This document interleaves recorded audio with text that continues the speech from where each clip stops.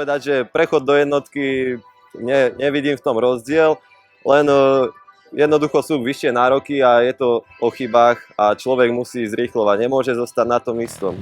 Bolo to náročné, to asi každý jeden môže potvrdiť, ale dneska sa mi išlo o mnoho lepšie ako včera. Včera mi odišli ruky po hodine a dneska už som bol rozjazdený a zhodnotím to pozitívne. Na tom piesku je táto endurová motorka citeľne ťažšia a ide sa na nej náročnejšie a človek musí ju chytiť do rúk a potom to pôjde samé. Ešte som na nej veľa nenajazdil, musím sa priznať a budem sa snažiť zlepšovať počas sezóny. Sme na začiatku a všetko je otvorené, máme pred sebou celý rok.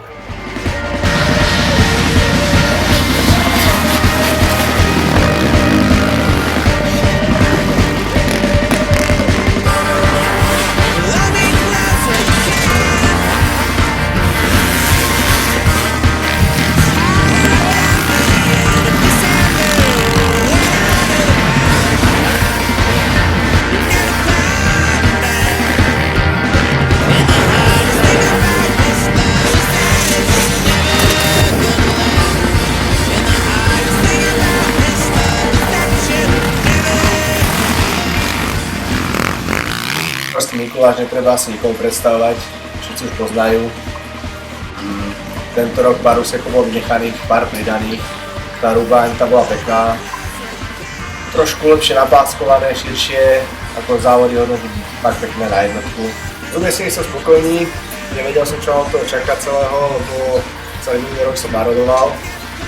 Tak som celkom rád, zistil som, že fyzicky sa to dá zvládnuť.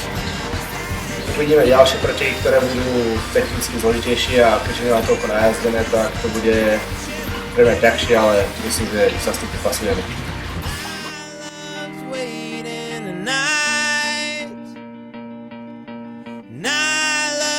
Wasted a